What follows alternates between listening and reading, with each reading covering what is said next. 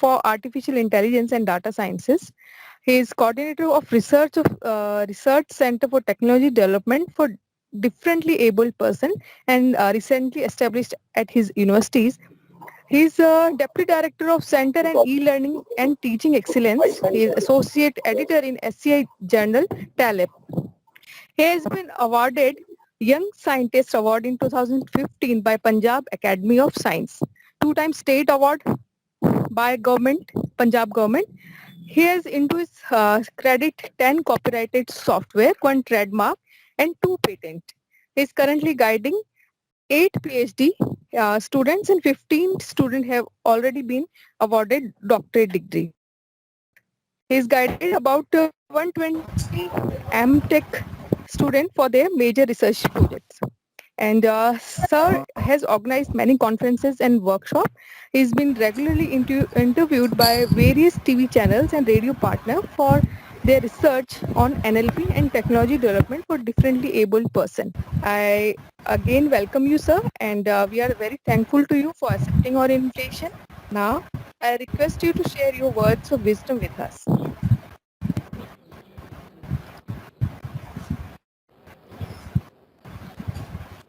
Hello, Vishal sir. वो खानी क्या क्या कर रहे हैं अभी?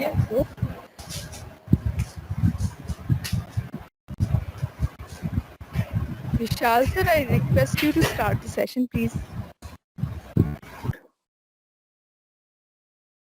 Okay, so good morning to all of you. I hope you all have learned a lot about NLP, its applications, about deep learning and everything in your past lectures. So today I'll be talking about NLP using Python. So this is the picture of 3 big shots who have written the book on NLTK: Edward Lauper, Evan Klein, and Stephen Bird. They are from the Stanford. So I have taken this image from the book they have published on NLTK, and the title of the book is NLP using Python, and this is published by the Orele Shroff Publications. So I have taken most of the content of my slides from that book only. So I acknowledge all the authors, and whatever the material is on the slides, it is the copyright of these authors, and I'm just using the contents. So thank you very much, and now I'm going to start with my talk.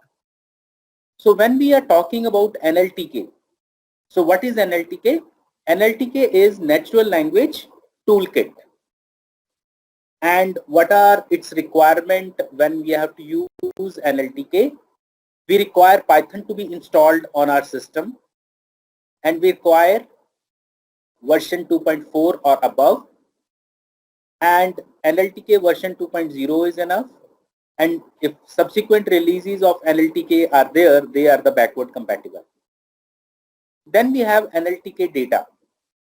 So when we are talking about we are doing some processing with NLTK, we require some data. Either you can use your own data, you can use your own corpus. I guess you all know about corpora and corpus. So NLTK data means this contains linguistic corpora that are analyzed and processed during this course. Means that when you talk about NLTK, lot of data is already available in the NLTK. You need to download all the data so that you can experiment on those data and corpus. So a lot of corpus, like about 50 corporas are there in the NLTK. Then we have NumPy. This is a scientific computing library with support for multi-dimensional arrays and linear algebra required for certain probability, tagging, clustering, classification tasks. And now I am assuming that you know about tagging, part of speech tagging, you know about clustering, and you know about the classification problems in natural language processing. Then another library is Matplotlib. This is a 2D plotting library for data visualization, and it is used in some of the book code samples. I'll come to know about what we mean by book code samples that produce line graphs and bar charts. So whenever you are using NLTK for drawing the line graph or bar charts, you need to install the matplotlib. NetworkX is there. This is the library for storing and manipulating network structures consisting of nodes and edges, and for visualizing semantic networks, and also install the when you have to draw something, you need to install GraphViz library. Prover 9 is there. This is an automatic theorem prover for first order and equational logic used to support inference in language processing.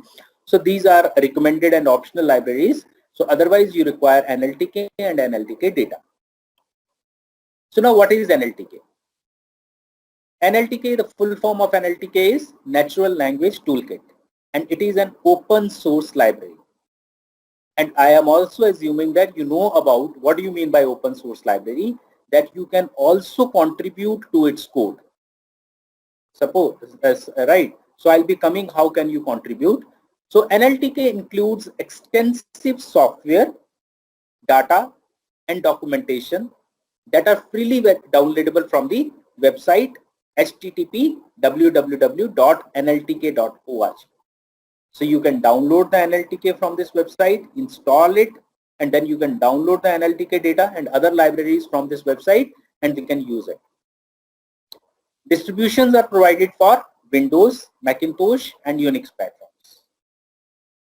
NLTK defines an infrastructure that can be used to build NLP programs in Python. So whenever you have to build NLP programs in Python, so NLTK is there. It defines an infrastructure for you. What it provides? It provides basic classes. For what purpose? For representing the data relevant to natural language processing. Now whatever we will be learning, that will be related to natural language processing, and this NLTK is providing you basic classes for representing the data that are relevant to the natural language processing. Standard interfaces are there in the NLTK for performing tasks such as part of speech tagging, syntactic parsing, text classification, and many other applications. Standard implementations for each task that can be combined to solve complex problems. So number of things are packed into it. This is a package sort of thing. So NLTK was designed with 4 primary goals in mind. First is for simplicity, consistency, extensibility, and modularity. Simplicity means to provide an intuitive framework along with substantial building blocks, giving users a practical knowledge of NLP. And this is important, without getting bogged down in the tedious housekeeping usually associated with the processing annotated language data. So sometimes we need to do a lot of donkey's work, right? And a lot of programming, writing things in NLP. So everything has been made simple. You just have to call a function and your task will be done over there. Then is consistency. To provide a uniform framework with consistent interfaces and data structures and easily guessable method names. Like if you want to sort it, you can write sort, right? If you want to find the tokens, you just call tokens. So very easy names has been kept for the method so that you can just think of and write and it will be there. Extensibility. To provide a structure into which new software modules can be easily accommodated, including alternative implementations. One is default implementation, another is sometimes you have some good implementations with you. So you can provide a structure into which a new software module can be easily accommodated and competing approaches to the same task. Modularity, we all know about the modularity. To provide components that can be used independently. We have number of modules that can be used independently without needing to understand the rest of the toolkit. So now 4 primary goals in mind, this NLTK was designed. One is simplicity, consistency, extensibility, and modernity. Now we are starting with the first part of this NLTK, in which we will be learning about computing with languages, and further subtopic is text and words. So these are the goals or outcomes we'll be having with part 1.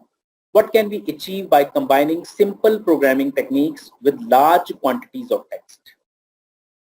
How can we automatically extract keywords and phrases that sum up the style and content of a text? What tools and techniques does the Python programming language provide for such work?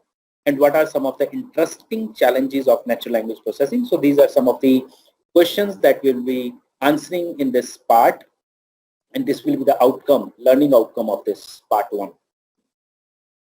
So we all are familiar with the text, right? We have a lot of text with us. And since we read and write it every day.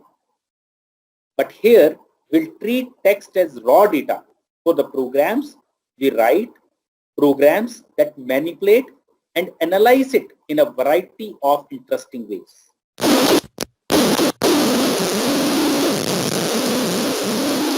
So here we have someone mic is on. May I request someone. So text is there. We used to use text. So here we will be referring it as raw data. So before we start with the NLTK, Python must be installed on your systems, right? So we are assuming Python is installed your system, and if it is not installed, so you can go to the website python.org, download the Python and install the Python on your system. So then Python has been installed, then you will be installing the NLTK. For NLTK, you are going to the website nltk.org, then follow the instructions there to download the version required for your platform, right? Because it is available for Windows, Macintosh, and Unix or Linux. So once you have installed the NLTK, it's the time to install the NLTK data, right? So how can you do that? So once you have installed NLTK, start up the Python interpreter as before and install the data required learning further. So we are assuming that you have installed the Python and then you have opened the Python interpreter, and you will see these 3 angle brackets will come over there as cursor over there. So there first you will be writing import NLTK, right? Import NLTK, and after that you will be writing NLTK.download.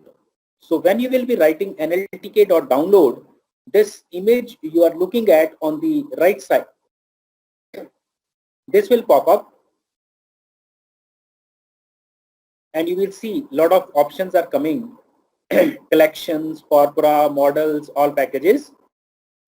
So you go on collections, and where there is an option of all corpora and book. If you want to install all packages, you click on all and you have the download button. All corpora, click on the all corpora, download, and book. All the examples that are referred in this book, you can click on this book and download it. Right. So once the data is downloaded to your machine, you can load some of it using the Python interpreter. So when it is downloaded, no doubt it will display you the message that it has been successfully downloaded. So then you will be loading that data, some of the data that is required for your processing or for experimentation using the Python interpreter. So getting started with the NLTK, the first step is to type the special command at the Python prompt which tells the interpreter to load some of the text for us to explore. So you have already downloaded it, you are importing it. So how you are importing it? From nltk.book, because you have downloaded book over there. So from nltk.book, import asterisk, import everything. So when you are running this command, so it will display the output like this, right? in which it will show introductory examples for NLTK book, loading text 1 up to text 9, sent 1 up to sent 9, and so on. So text 1, you can see this is the text 1, Moby Dick by Herman Melville, 1851. Text 2 is Sense and Sensibility by Jane Austen. So these are text 1, text 2, text 3, text 4, text 5, text 6, text 8, text 9. So these are the texts that are already available with the NLTK on which you can play with the code. So now it has been downloaded for experimentation. Then you can see at any time that what are the texts that are already downloaded. So as you have seen in the previous slide, that text 1, right? Text 1 is there. So now you can see what is this text 1. So when you type in text 1 over the cursor, it will display it is the text. So this is a type of data. So this is text colon, then name of the text. If you type text 2, it will display that this is a text and the name of the text. So in this way, you can just enter the names at the Python prompt and you will be displayed with the name of the text.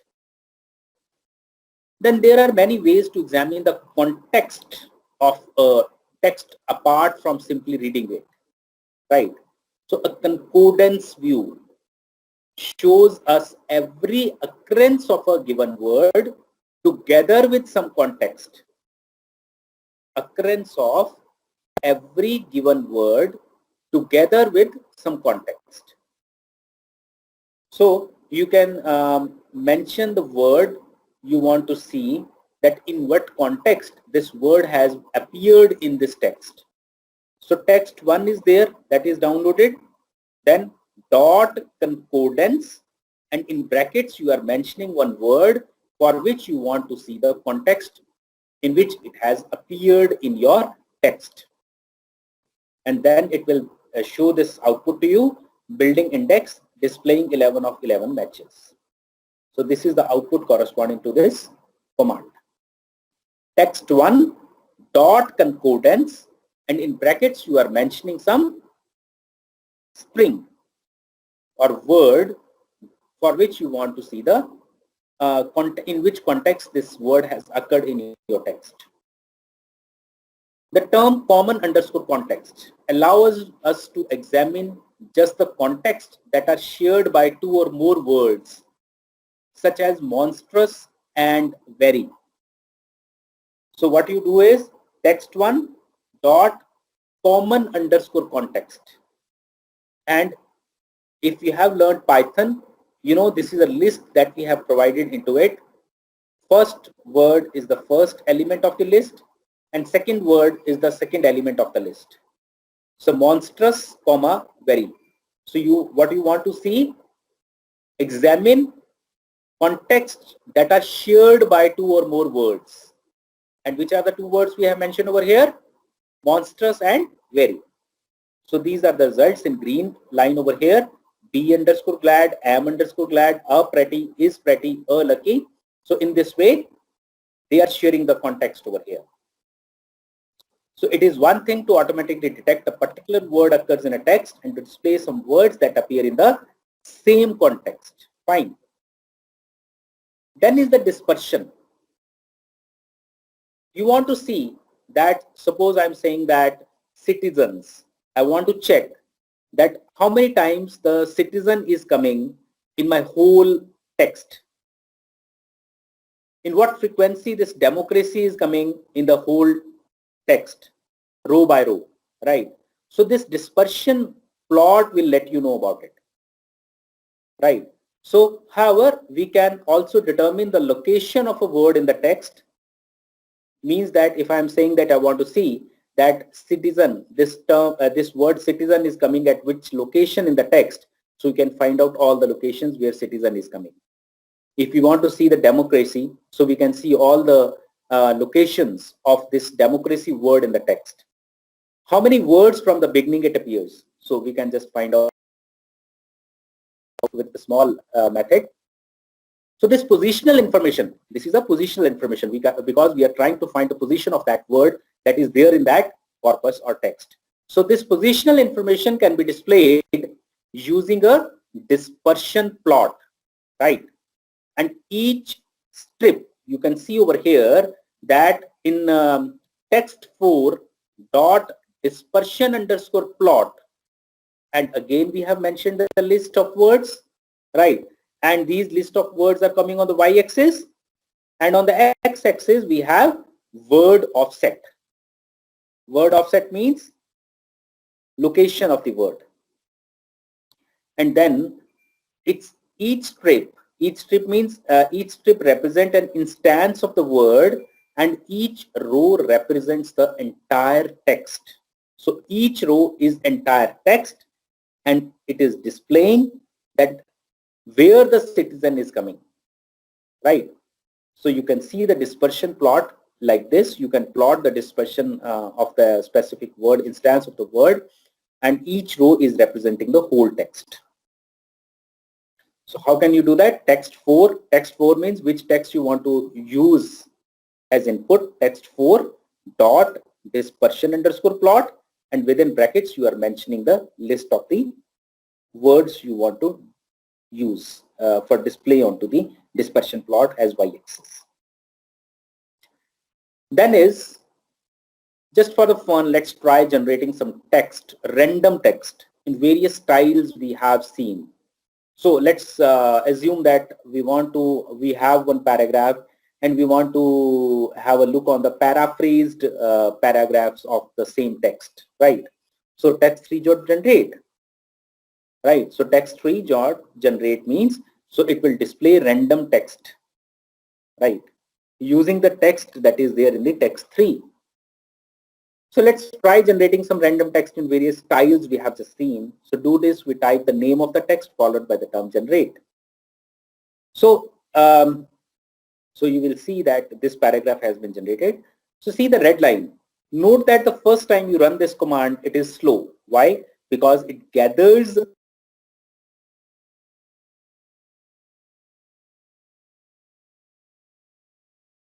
pre-processing task, right?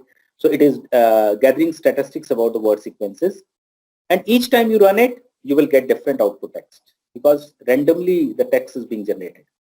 And now try generating random text in the style of an inaugural address or an internet chat room. So these are the texts that are available, what we have downloaded. Although the text is random, it reuses common words and phrases from the source text and gives us a sense of its style and content.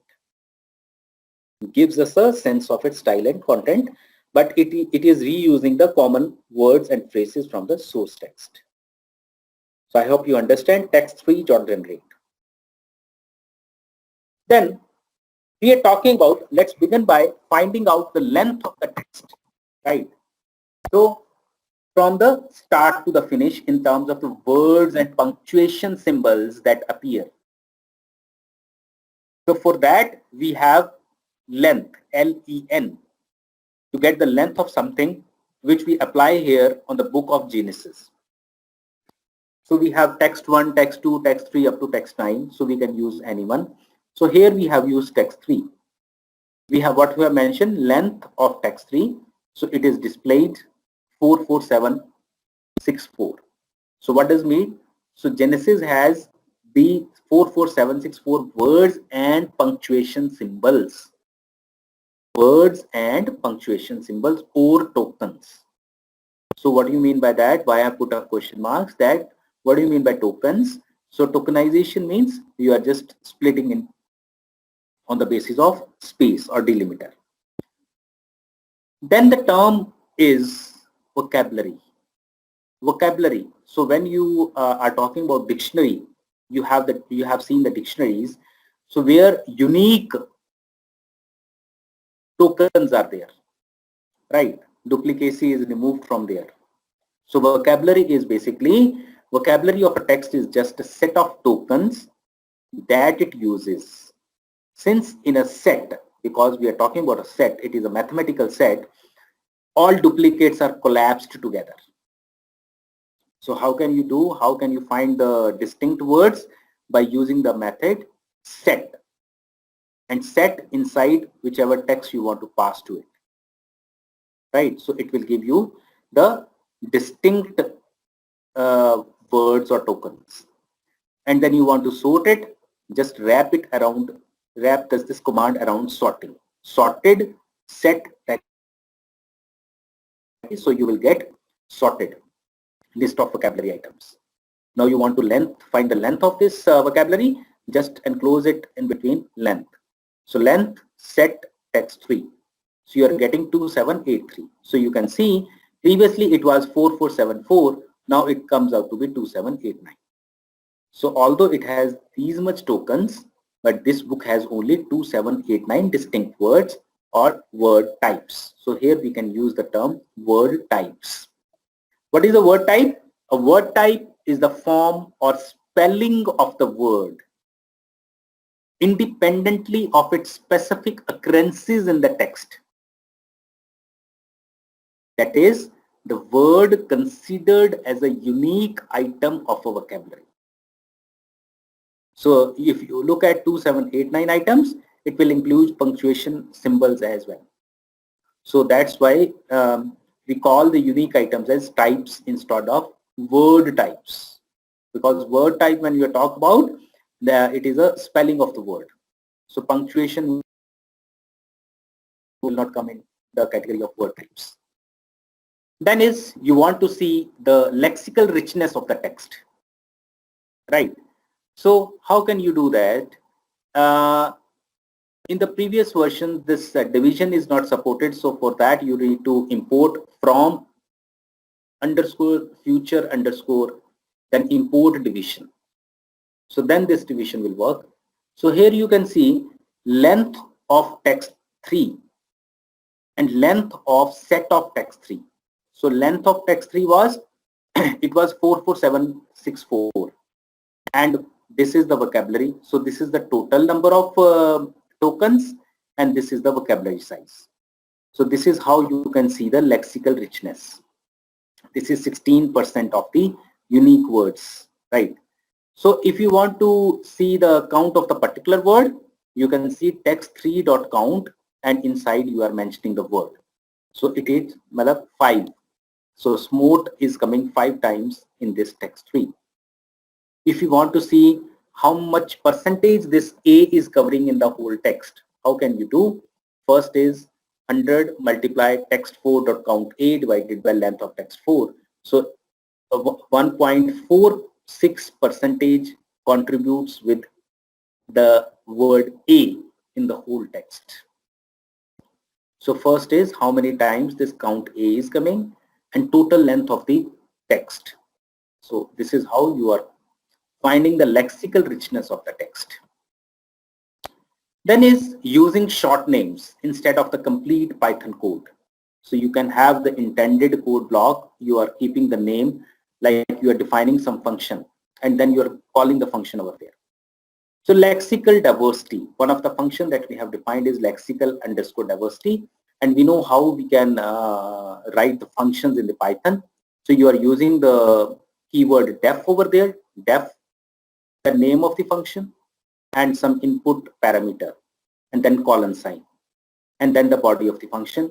So def lexical underscore diversity and input parameter text, return length of the text divided by length of the set under text, what we have already seen in the previous slide, right? So now we have written in the form of function.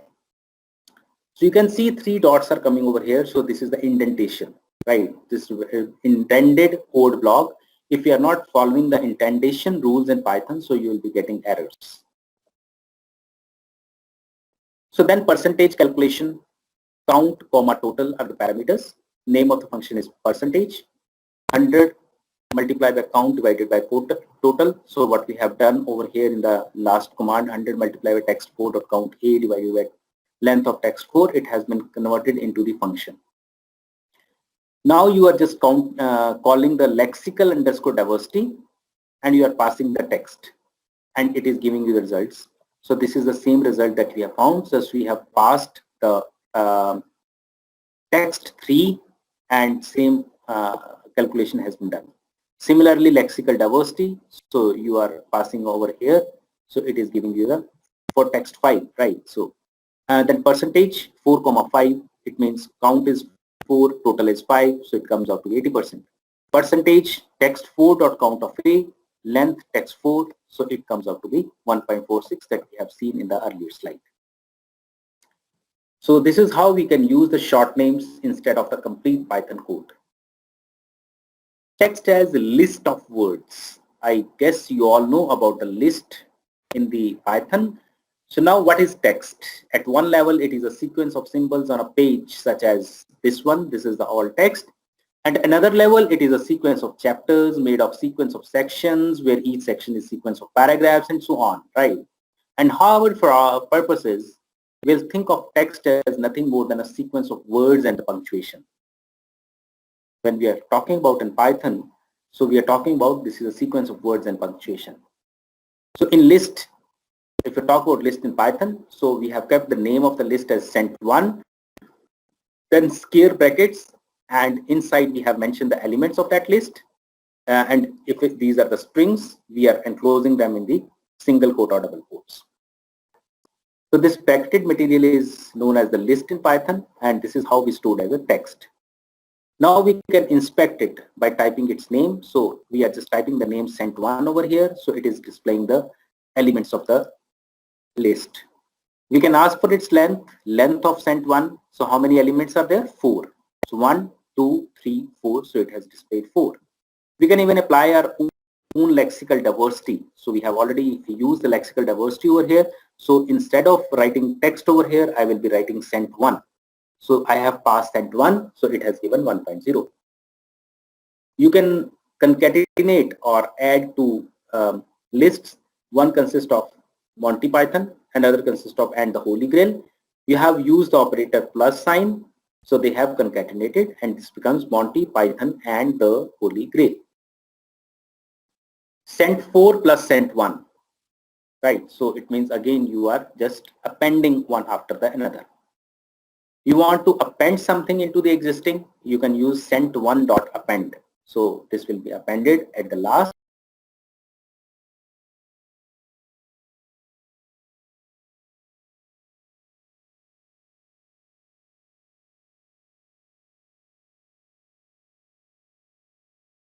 Of this word, you can just find out. It will tell you it is available at 173 position. Then you all know about the range that is known as slicing, right? So text 5, and you are mentioning the range of the index. So it will display the elements from 165, 152, 167, 34, right? So it has displayed the elements over here. You want to see sent 0, 0th element, 9th element, so it will display. If you try to display the element or you have placed the index over here that does not exist, so it will display the error list index out of range, because sent 10 is not there. No doubt 10 elements are there, index is starting with 0. So sent 10 does not exist. It represents 11th element that is not there. So it will represent list index out of range. Right. So then you can have slicing over here as well. So let's see, this time it is not a syntax error because this is list index out of range. It is not a syntax error, but it is a runtime error. Syntax is correct, but index error is there. So this is a runtime error. You want to see the slicing, then you can write sent 5 up to 8. So 5th element, 6th element, and 7th element. 8th will not be included over here. Then column 3, starting from beginning up to 3, right? So 3rd element is not included. So 0, 1, 2. If you are not putting anything before column, it means it is talking about starting from beginning. So m to n minus 1, right? And if we are giving the starting index and not going to the last index, so it is starting from this and going up to end. So two are there.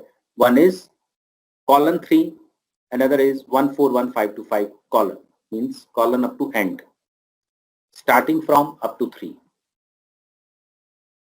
Then you are mentioning over here, you are so you can modify an element of a list by assigning to one of its indexing, like sent of 0 is first, sent of 9 is last, and you want to find the length. of the cent. So it comes out to be 10, right? You want to display it, so it will display. So if you try to display in the errors, so similar.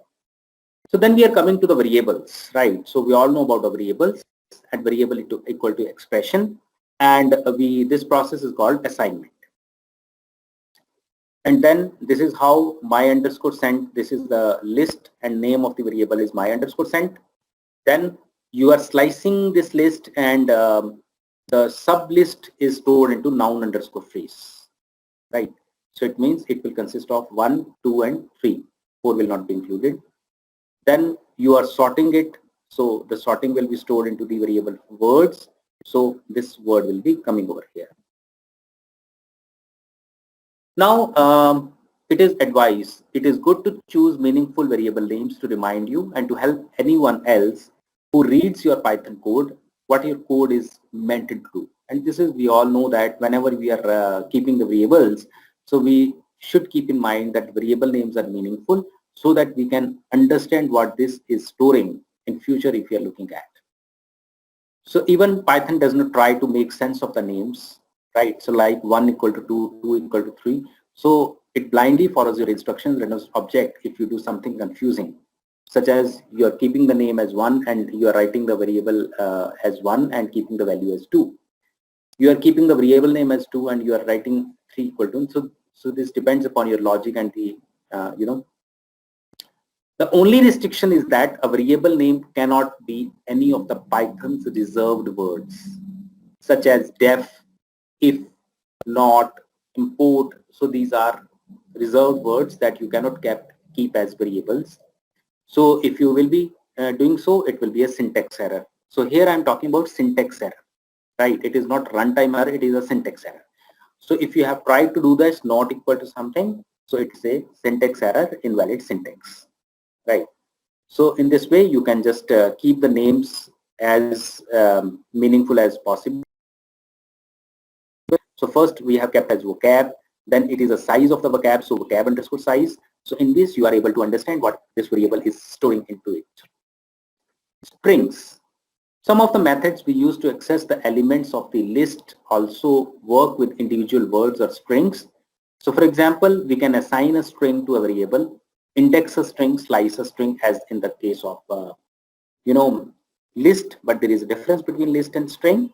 So here you can see we have kept a variable name equal to Monty. So this is a string type.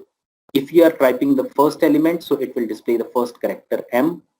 0 up to 4, so 4 elements will be displayed, 0, 1, 2, 3, right? 0, 1, 2, 3, M-O-N-T, 4 elements.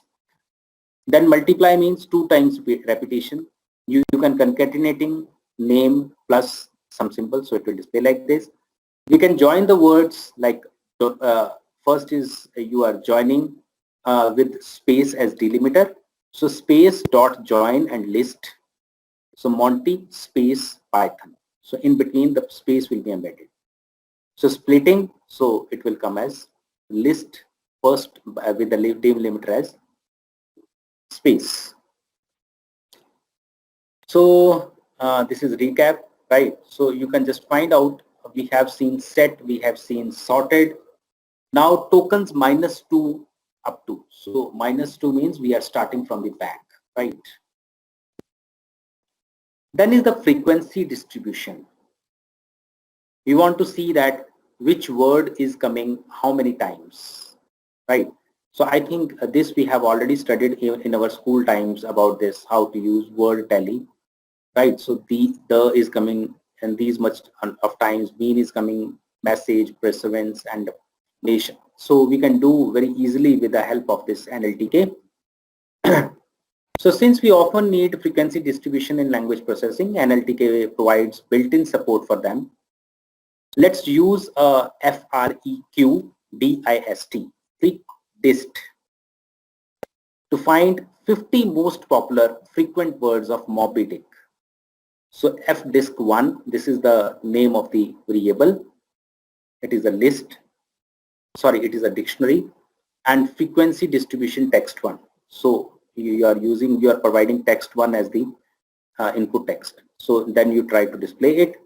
So it is having so many outcomes. you can display the keys, right? Keys are stored into the vocabulary 1. You want to see first 50, so it has displays first 50, topmost 50 frequent words that is coming into this text 1. Fdisk 1 whale, so how many times this whale is coming? So it is 906, right?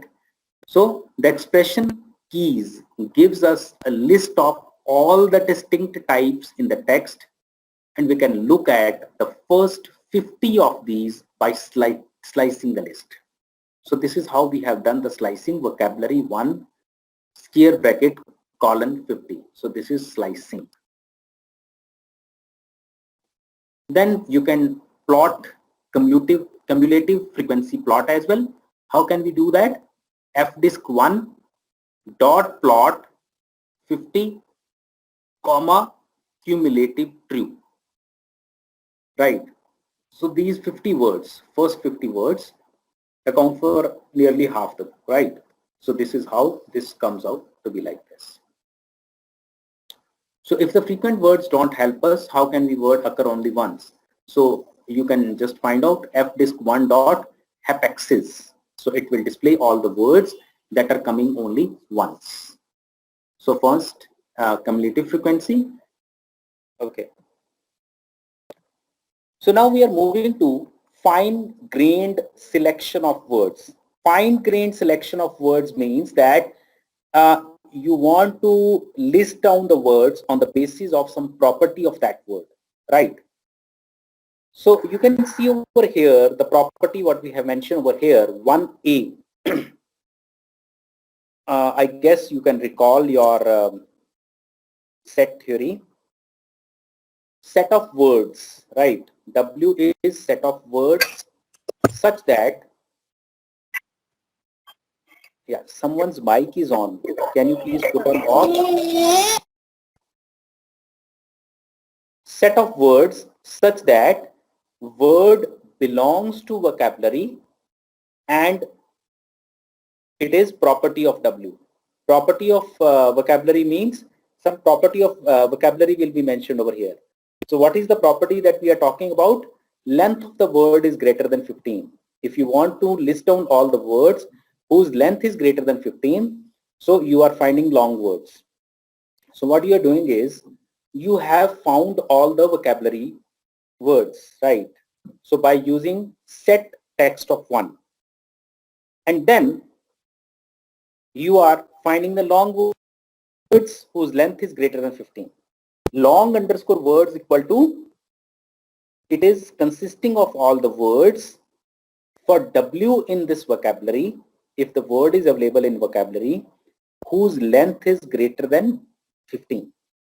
So you can see W belongs to V and this is the property that we have mentioned. So then we are sorting those long words and displaying onto the screen. So it is displaying all the words that are of length greater than 15.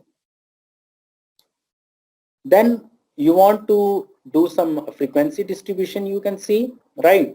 And then you are, what you are doing is sorted W. You are listing down all the words for W in set text 5 if length of the word is greater than 7 and the frequency distribution of that word is also greater than 7. So we have two conditions mentioned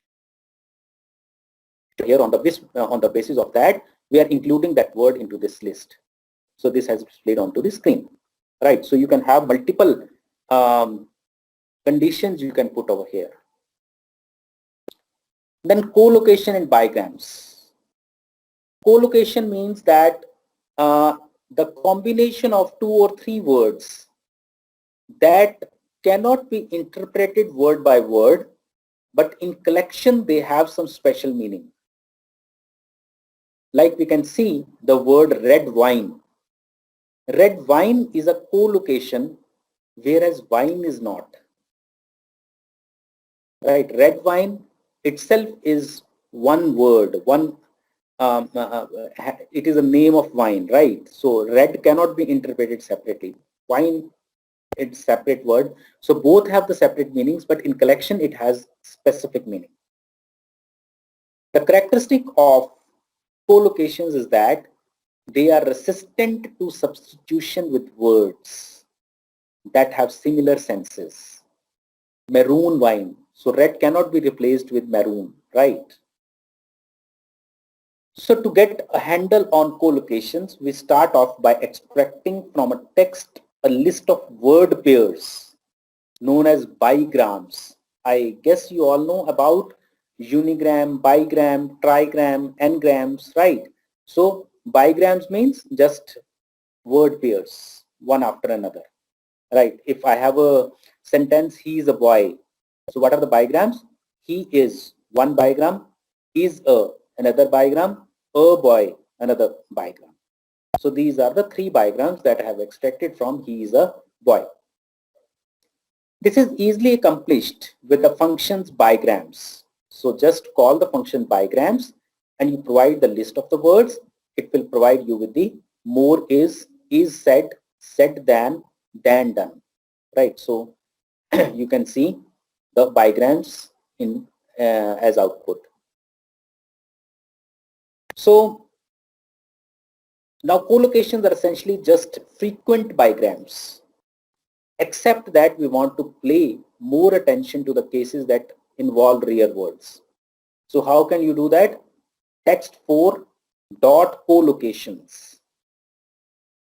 So simply you are calling collocations and then it will display you the collocations. So you can see United States is a collocation, fellow citizens, years ago, federal government, general government, American people, vice president, state governments, political parties, foreign nations, Indian tribes, God bless, Chief Justice, Chief Magistrate. So these are collocations. So the collocations that emerge are very specific to the genre of the texts, the domain of the text. In order to find red wine as collocation, we need to process a much larger body of the text. So counting words is useful, but we cannot count other things too. We can count other things too. So suppose we want to find the length of the word for the words for each and every word that is present in text 1. So how can we do that? Length of the word for word. So this is the loop statement for W in text 1. So it is picking each word and giving us the length of the word. So it is displaying the length of the word. Then we are doing the frequency distribution for this. So frequency distribution of all the lengths and length of W for word in text 1. So it returns these outcomes. You want to see the keys. So keys are 3, 1, 4. So these are the so what is the maximum length of any word that is coming into text 1? That is 20. What is the minimum length of the word coming as 1? Now we want to see that what are the maximum words of which length, right? So how can we see? If you look at the frequency items, frequency distribution items, so it is displayed like this. So there are 50,223 words that are of length 3, 47,933 words of length 1, and so on, right? So there is one word of length 20. So if you want to see that fdisk.max, so if it is 3. So it means length 3 of length 3 maximum words are there into this text 1. So what is the frequency distribution of 3 key? It is 50223. So then you want to see the frequency. So about 19% of the words contribute to this text having the length 3. Fine. So these are the fdisk frequency distribution samples, right? So we have already seen all these. So you can just take 1 minute and find out all the methods. Frequency distribution, then you want to increment, you want to see the frequency distribution of particular word, then you want to see the frequency of particular word, dot n, total number of samples, dot keys, then for samples in fdisk, fdisk.maximum, fdisk.tabulate, fdisk.plot, fdisk.plot cumulative frequency, then you can compare also. Then you can do some decisions by putting the conditions over here. So first you have sent 7, right? This is a list. Then W for W in sent 7 if length of the word is 4. You want to display only those whose length is less than 4. right? So it will display all the elements of this list whose length is less than 4, less than or equal to 4. So then you can just combine number of conditions as well. So this is a common pattern to all these examples, right? So what is that? W for W in text if condition is there. So you are listing down, filtering down all the words for W in text. This is your loop, right? So you are iterating through each word in the text, and then you are checking the condition as well, if condition. So this is how you can use S dot starts with, right? S dot ends with. Test if T is contained in S. S dot is lower, is upper, is alpha, is alphanumeric, is digit, is title. So these are some of words comparison operators. So this is how you can go for over here some examples. W for W in set text 1 if W dot ends with ableness. So now it is iterating through each word in the text 1, then testing the condition if the word is if the string is ending with ableness, and then it is filtering out. So comfortableness, honorableness, immutableness, indispensableness, and so on. If GNT in term, right? So GNT is there. Then if it is title, then is digit, you want to find the digits. So in this way, you can just apply all these comparison operators. Then again, you are looking at some of the length of the W. For W in text 1, we have already seen. W dot upper, if you want to convert into uppercase for each word in text 1. So it has converted into the upper cases. You want to find the length of this, length of the vocabulary, then set of length word dot lower. So now it is not distinguishing between lowercase and uppercase. So you have converted all the words into lowercase, and then you are finding the unique words and finding the length. Fine. So you are only finding the alphanumeric for counting the number of vocabularies. You can see the difference, 17231 and 16948. So only alphanumerics has been found over here.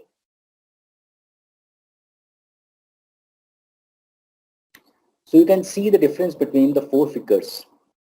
First is all the words, then the vocabulary words. Then when you have converted into lower cases, so 20,000 gone away.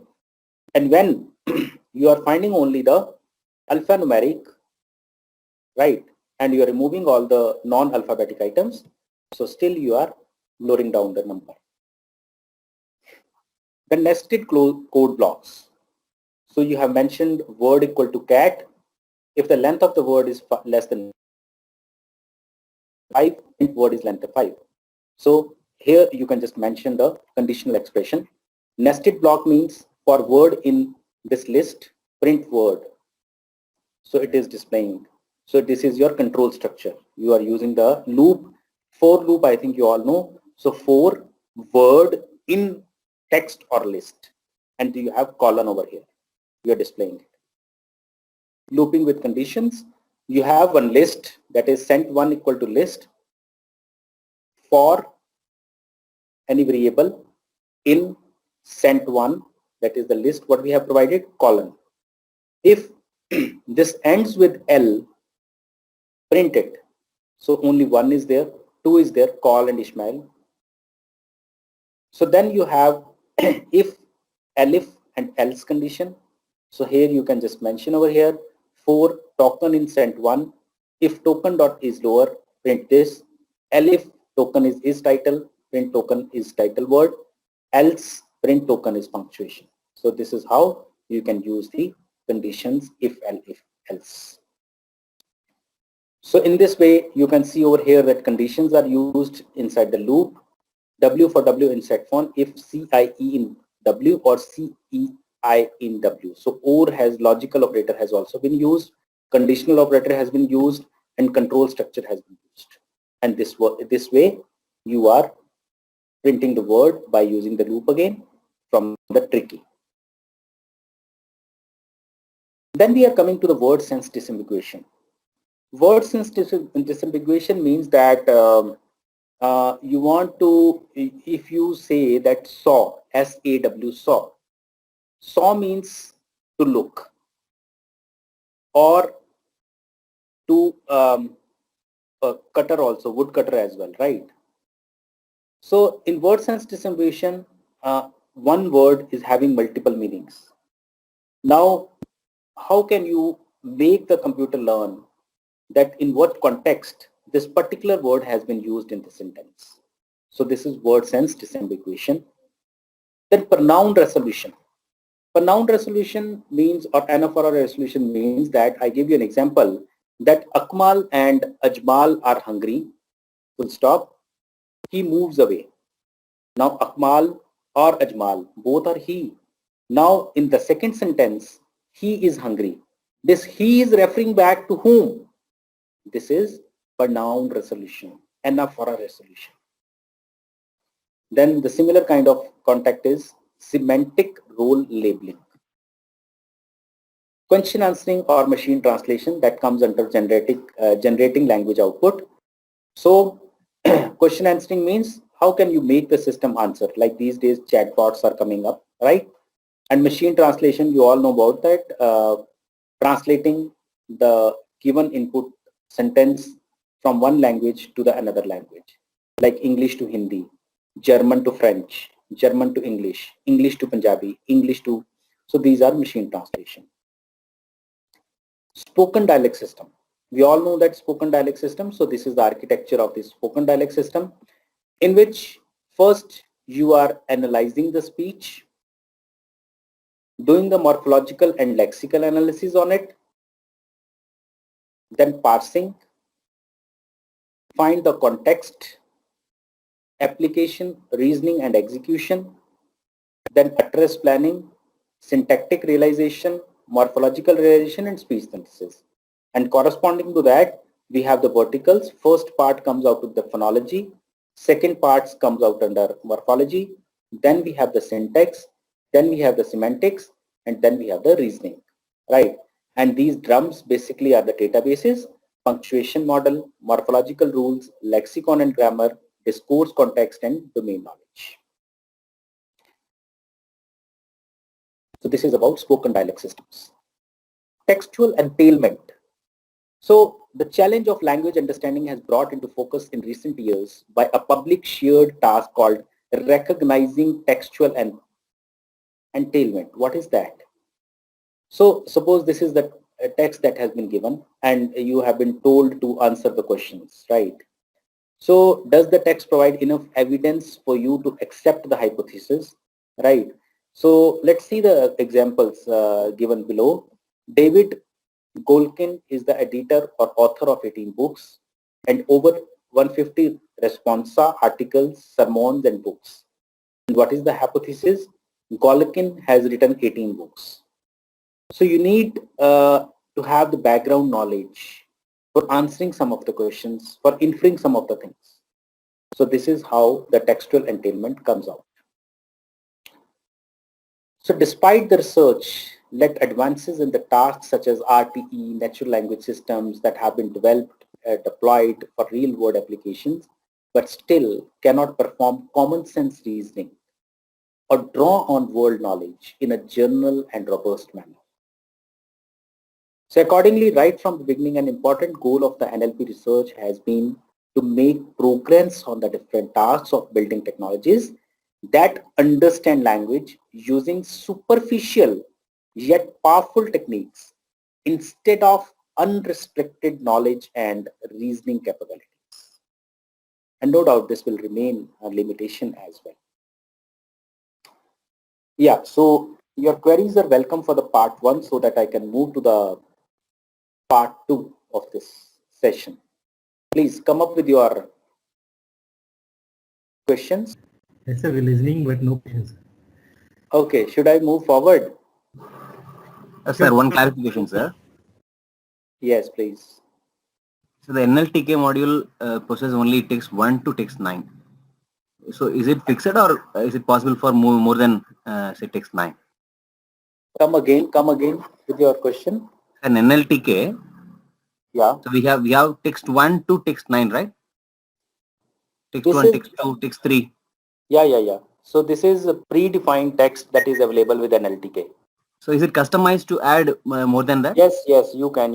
I will let you know in the coming slides that how can you use your own corpora for processing. Okay, sir. Thank you. Okay. Thank you, sir. Okay, now I'm moving forward with the part 2, accessing text corpora.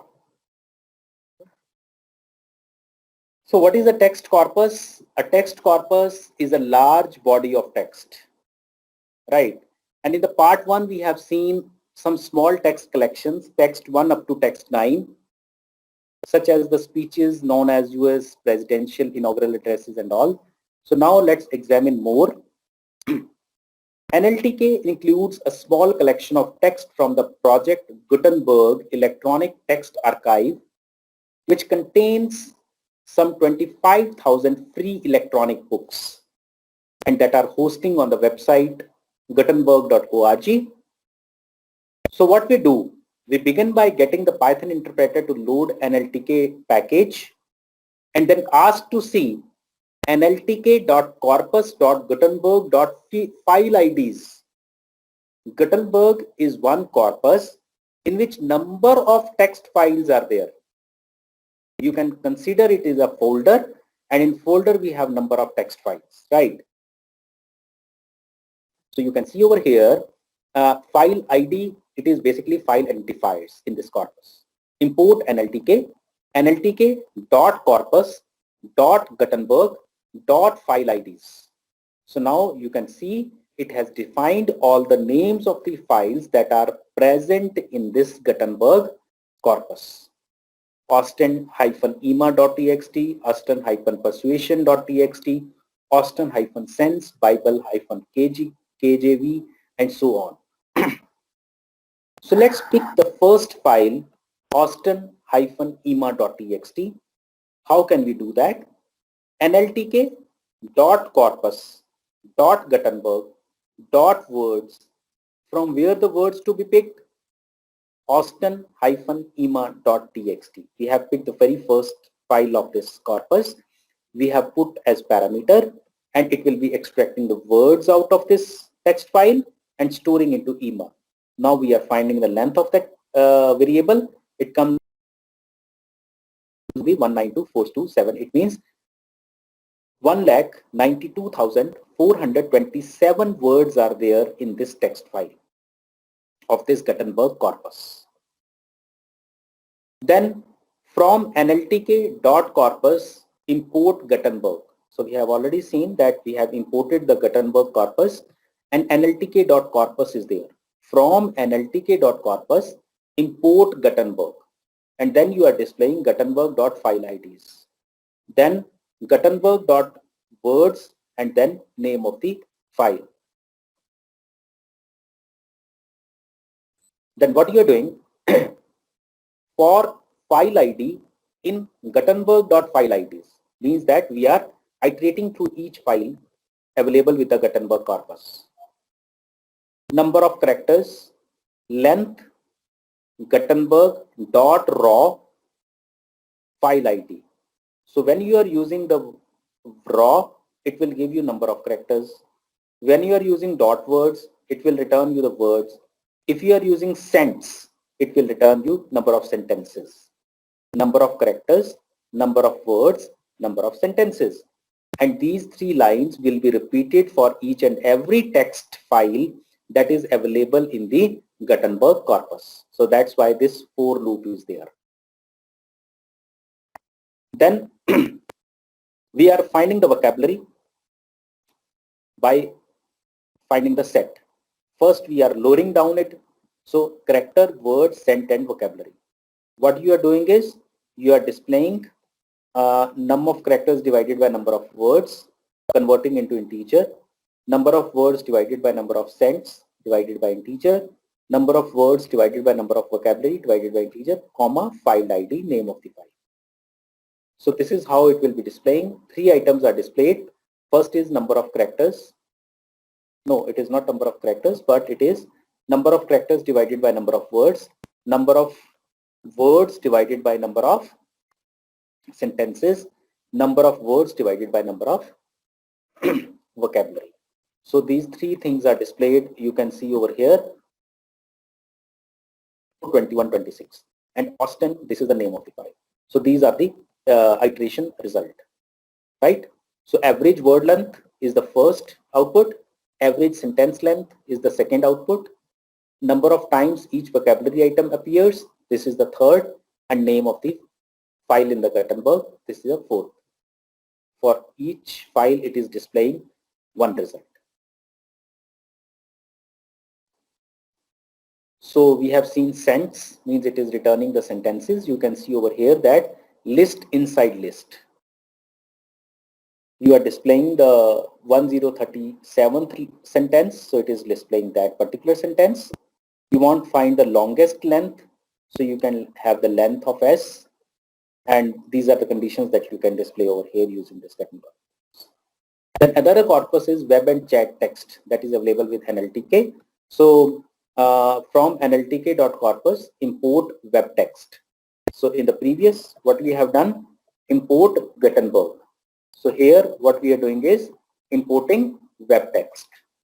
And then for file ID in web text.fileid, so you will be displaying each file ID, and then raw means characters, words and sentences.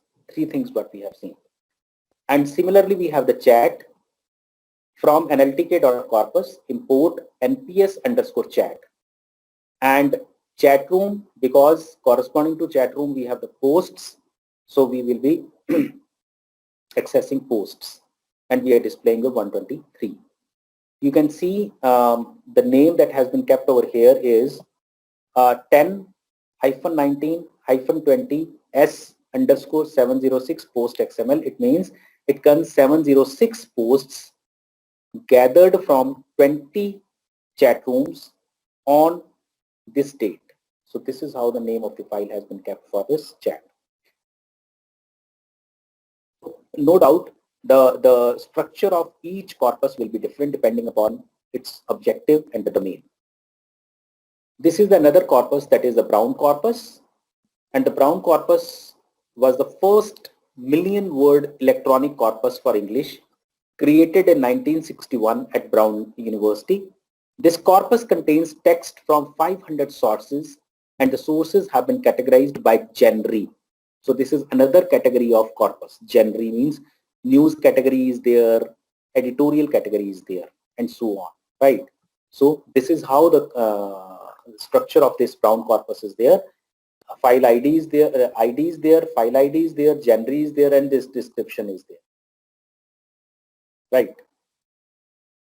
So we can access the corpus as a list of words. So here this is a bit different. How can we access this? First you have imported this corpus using from nltk.corpus import Brown, then Brown.categories, right? And then Brown.words, category is equal to news. Brown.words, file ID is CG22. Brown.sends, categories equal to news, editorial, and reviews. 3 you have used categories. So this is how you can access the corpus and its elements. So this is how you can go for the frequency distribution that we have already done, right? You can go for the conditional frequency distribution as well over here. Using the conditional frequency distribution, you're passing genre and the word, and then you can loop in, you can write the loop corresponding to the genre, because genre is available in the Brown.categories. And if you talk about the words, that is available in the Brown.words, right? So then you can tabulate as well. So CFD.tabulate, in which conditions equal to genre and samples equal to models. So this is the result that will be displayed on screen. So you can see news, religion, hobbies, science fiction, they are the genres, and the models can, could, may, might, must, will, and how many times this can is coming in the news, how many times this could is coming in this. This is displayed over here. Another corpus is routers, right? So routers, again, you are finding the file IDs. So here, how the file IDs look like. Test-14826, test-. So this is how file IDs look like in this line. So then you can find routers.categories. So here you can find out the categories like this. Right. So this is how the router corpus look like. You can just go through it. Then another, we have the inaugural address corpus. You can just go through it. You can do the, you can draw a plot. I can say plot the conditional frequency distribution, right, from inaugural address corpus. Then it is the annotated text corpus. Can you tell me what is annotated? Okay, so I'll let you because, so annotated text corpus. Annotation means we have the part of speech tags attached with the words in the corpora, right? So we have the corpora in other languages as well, right? In Hindi also the corpora is there. Other languages corpora is also there. You can just find out how many languages it has covered. Then corpora in other languages, how can you access it? So this is important, text corpus structure. So this is, we can see, you can see first is isolated, another is categorized, another is overlapping, another is temporal. So first you have seen isolated. Example is Gutenberg, right? Web text. So this is isolated. Categorized, news, other categories were also there, right? So now this is about categorization. Then overlapping, we have seen the routers. Temporal, that it comes under the inaugural, we have seen the address.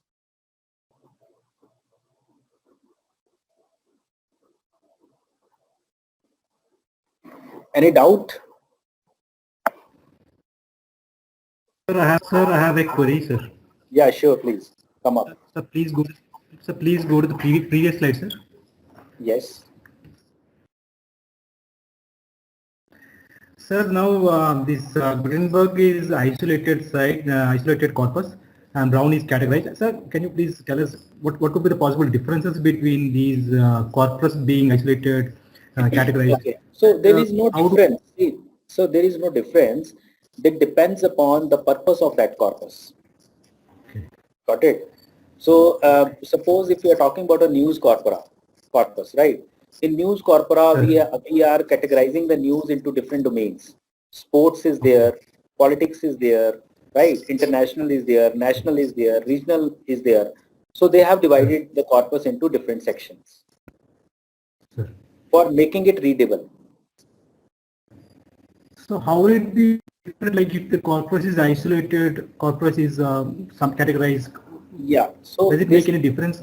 Yeah, yes, because we have the different ways to access those. You can see if you want to access the Brown, this Gutenberg corpus, you have different ways to access it. When you're talking about the Brown corpus, so categories, there are no categories in the Gutenberg, but in Brown corpus we have the categories, we are accessing the categories, and on the basis of the categories we are accessing the words. Parameter passing will be different. Okay. Got it? Thank you. Yes, sir. Yes, sir. Thank you, sir. Should I move ahead now? Sure, sir. Okay. So, yeah. So whatever you have asked, so this is there on the next slide. Illustration of difference between some of the corpus access methods, right? Now, the question that was raised to me that if you want to use own corpus, how can you do that? Suppose you want to use your own corpus. So this is how you can do this. From nltk.corpus, import plain text corpus reader. You need to write this line. From nltk.corpus, import plain text corpus reader. And in the next line, you are writing the path of your directory where your corpus is available. In the next line, you are reading the corpus. Plain text corpus reader,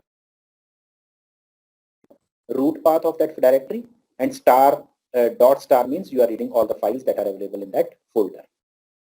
And then it will display word list dot file IDs. Got it? So let me show you. I have okay, yeah. So I have downloaded the corpus from this website. Is it visible? Man Ki Baat? I think you all know about Man Ki Baat, right?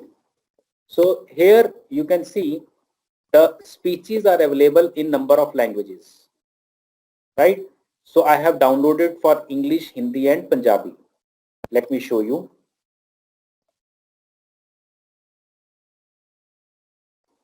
Here you can see I have downloaded in, this is the corpus I have collected from this website, right? So this is 77 episode text files are there. Let me show you once.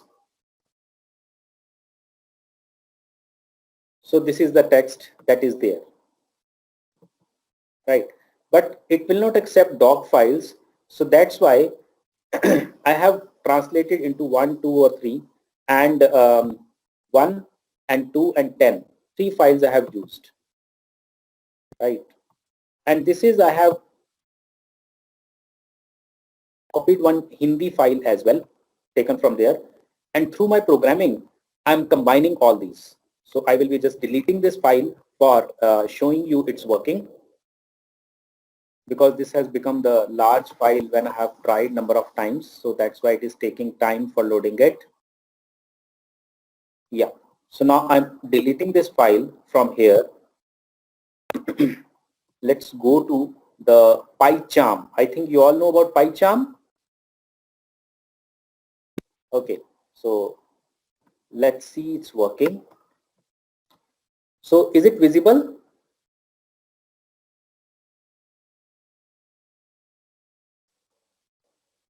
Import NLTK. First we have imported the NLTK, then imported codecs. And why I require import codecs?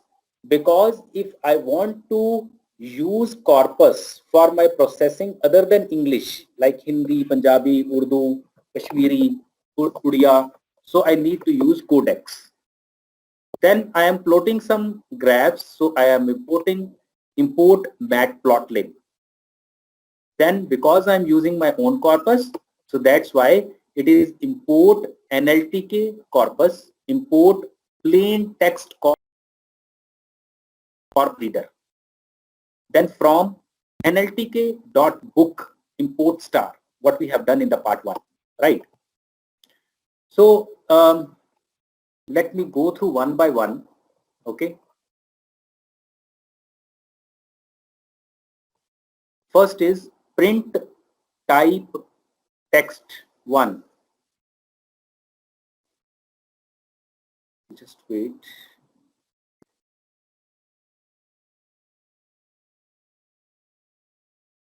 So here, what we are doing is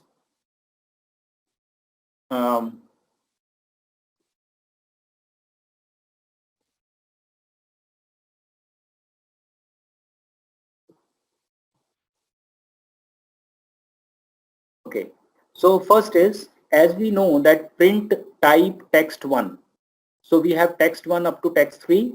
So I want to display the type of this text 1, right? So let me run it. Just hold on.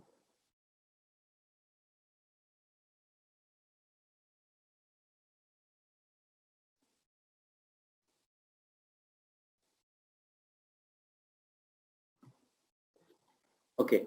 So print type of text 1. So run. I'm running it.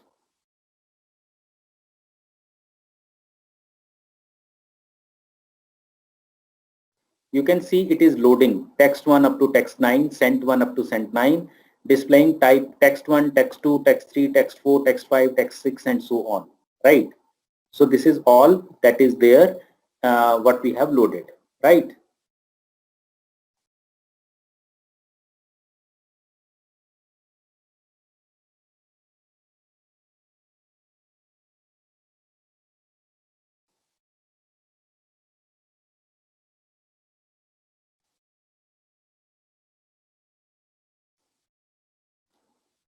So this I'll be coming later.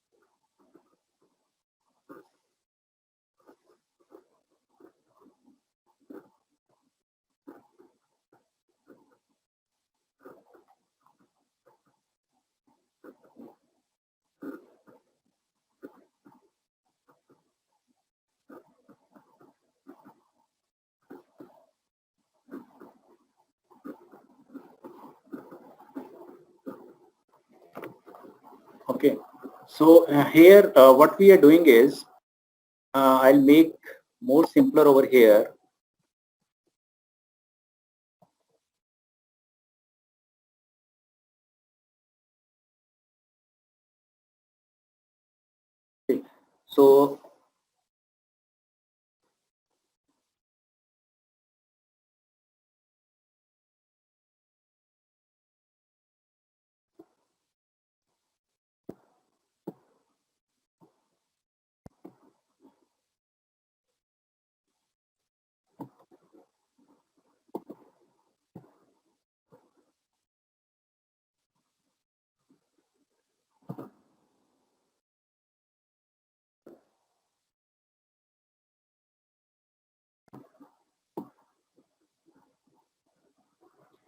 So what I have done is we have put a multi-line comment over here. So I will make every line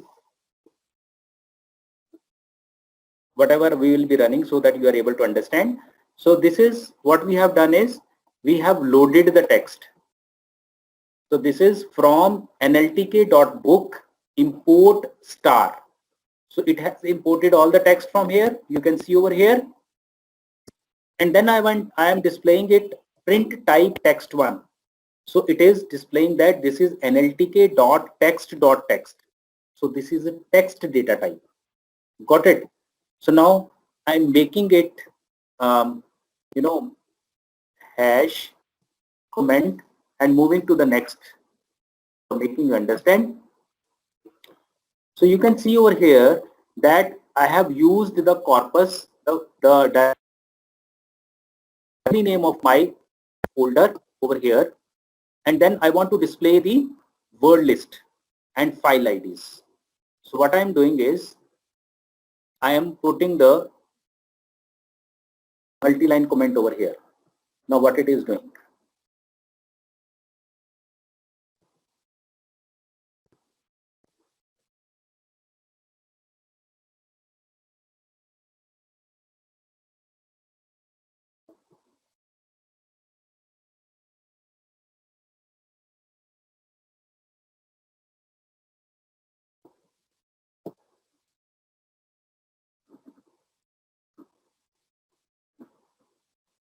So every time this will be run, this always be displayed like from nltk.book import star. So it will done. So now you can see over here that it has picked the folder and it displayed me with the file. So en.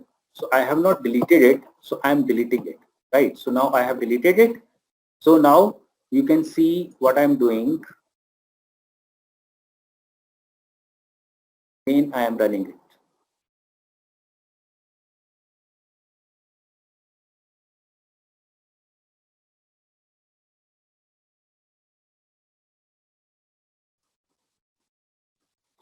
So now I have 4 files in my folder, right? You can see over here 4 files are there in the folder, and how I have read it. First I have mentioned the folder name, and here when you are mentioning the folder name, keep in mind about these two slash. If you are using Windows, it will be backward slash. If you are using the Linux, it will be forward slash, right? And when you are using the slash, because it is interpreting the slash with a different meaning, so that's why, because escape sequences will be considered. So you need to mention double slash over here. And then plain text corpus reader, corpus underscore root, comma, dot star. So it is picking all the files from here. And then you are printing the file IDs, so it has printed the file IDs. Now moving ahead, right? So file combined. So I am combining the file. Now I am not displaying it on the screen. And what I am doing is I am combining the file. I have kept the name of the file as combined text.txt. Then here you can see, because I have the Hindi file with me, so I need to use codex, right? So codex.open file combined append mode UTF-8. So this is how I am opening the file.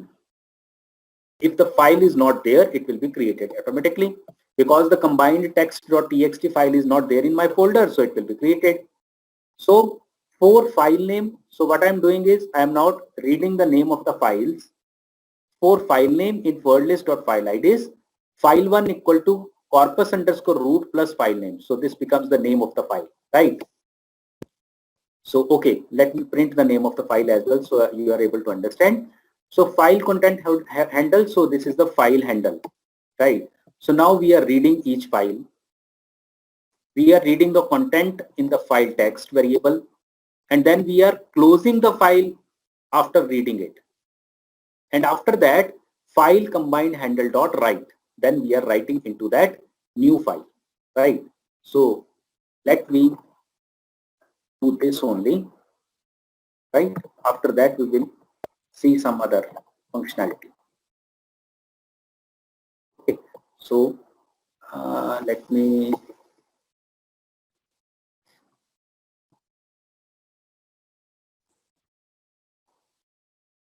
okay, I'm in this also done and test. You can see 4 files has been read with the full path as this. This is the second file, this is the third file, this is the fourth file. It has been read one by one, and now new file has been created over here. You can see new file has been created, combined, and here you can see it has put the text into the file. All the 4 files has been combined into the one file.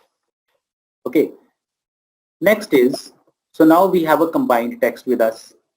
What I'm doing is, now I'm making it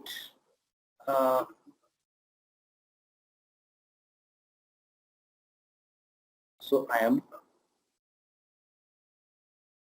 making it so that these should not be repeated.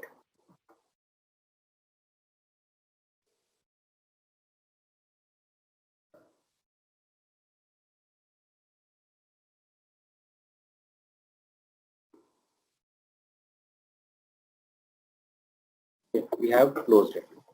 So now already we have a what we are doing, we are now opening that combined text file, okay, by this codex.open, and file combined we have already have, so we are not, because we require this, right? So even corpus is required now, so corpus root is also there, right? Fine. So we do not require this now. Fine. So what we have done is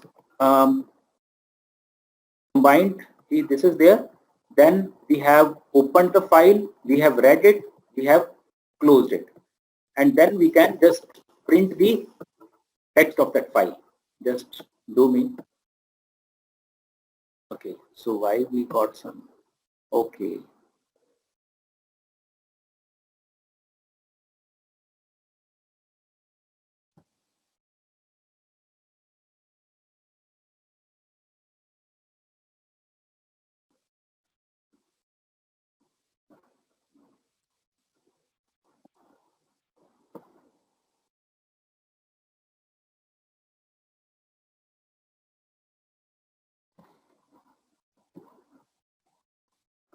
Okay, file combined text is not defined, so I think by mistake we must have find combined text.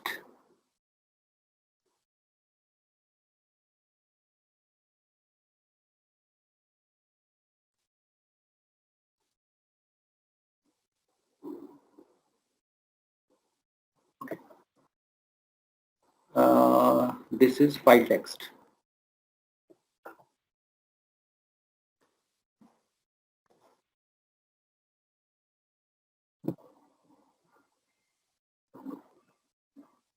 Okay, so now you can see that it has shown us all the file content that is there, that we have in the combined.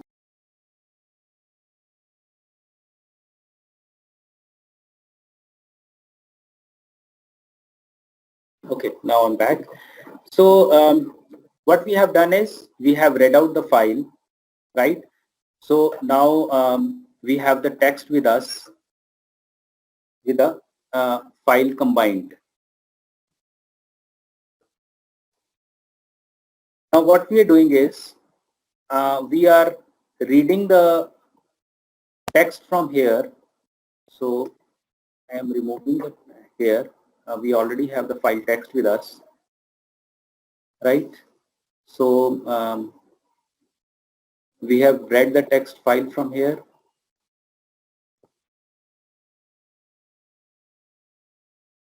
Okay. So now we can see file. We will not print over here now. What we are doing is we are applying the concordance, similar, common context, friends, and dispersion plot, right? So here I am just putting my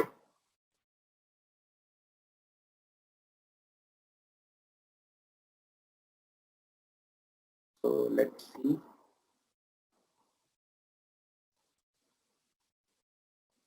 So this is the dispersion plot that is displayed.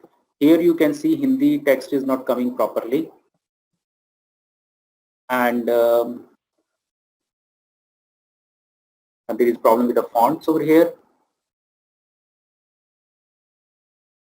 So no matches. First is concordance. Another is similar, none. Then we have common context, no matches. Then we have the dispersion graph. So in this way, this is coming over here. Right. So now we are making it because make the print statements over here, right? So we have used dot concordance, dot similar, dot common context, dot dispersion plot.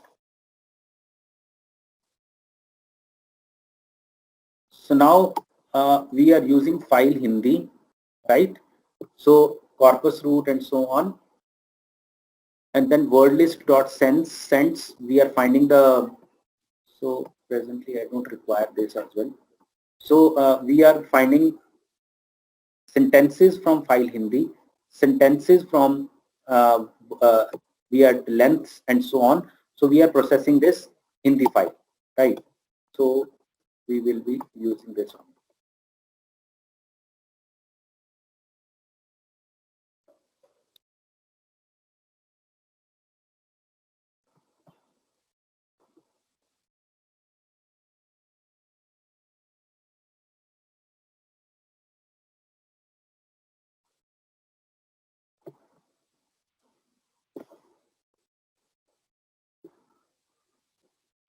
Word lists is not defined.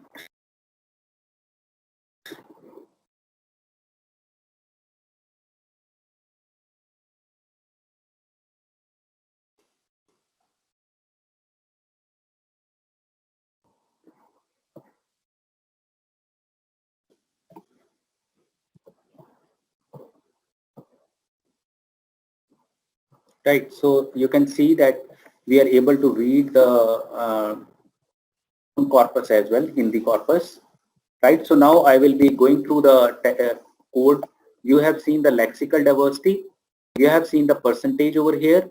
Then how you can use the lexical diversity and percentage over here. Then you can find the index of this festival, frequency distribution, right? Then you can find out the keys in the frequency distribution, right? So we have already seen all these. Then if you want to tokenize the words, how can you do that? Tokens equal to NLTK dot word underscore tokenize. Right, so let me do this.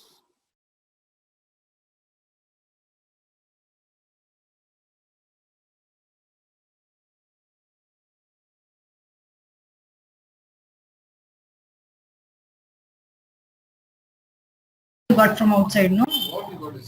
घूस का सदे मैं को ये महीना ना मैं कुल ले रही 10,000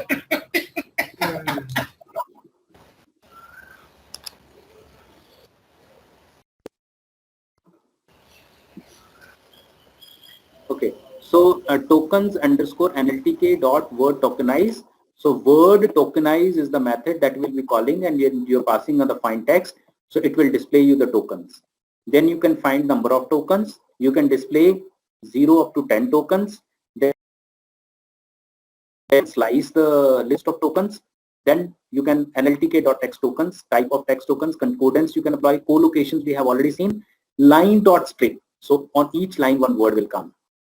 So this is how you can just w.lower, sorted vocab, length of words, char in verb, frequency distribution tokens, keys, items. So this is how you can go for. So let me go back to the slide. So I think you are now able to find how, any queries? Should I move ahead?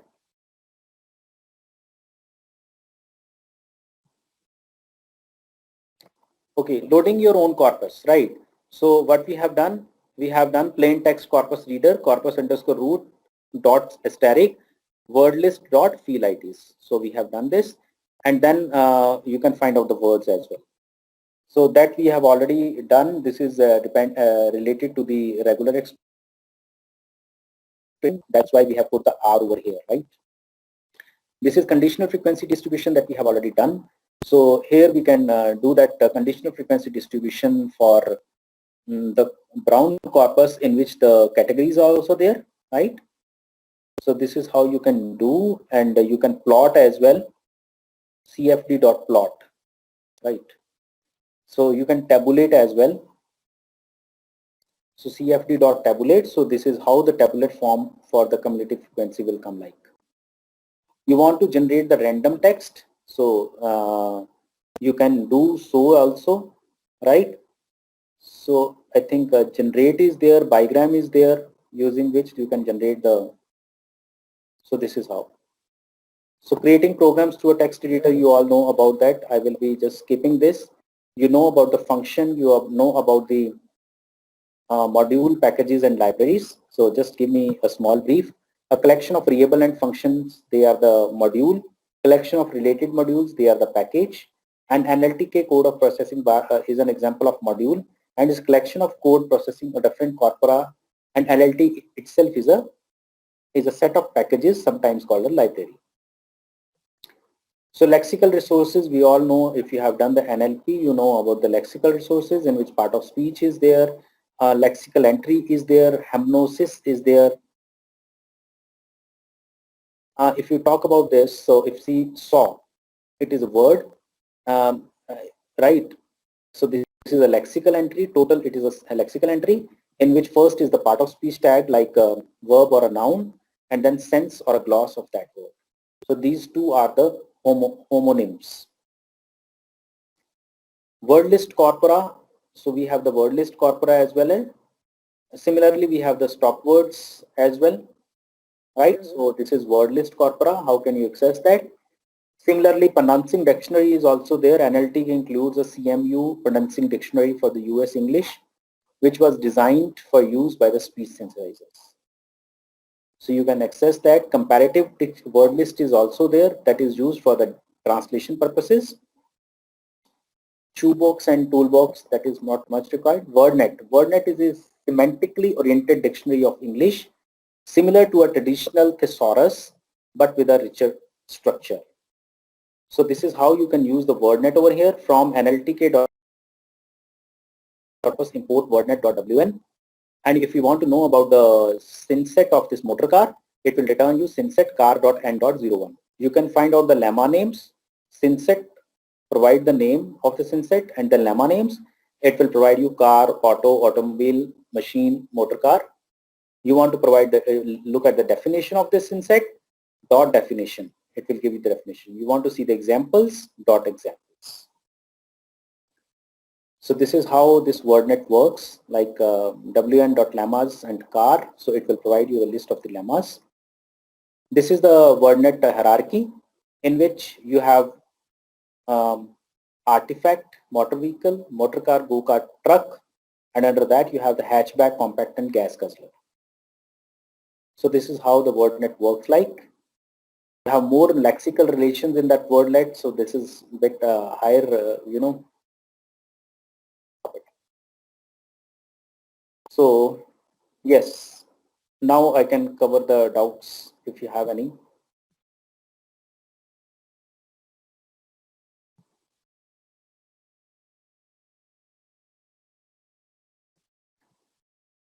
Yes, may I request for doubt session?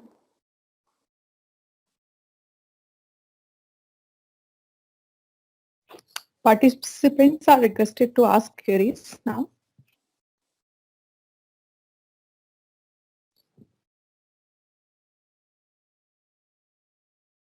So it seems there is no questions. So I would like to give you thanks for this knowledgeable session.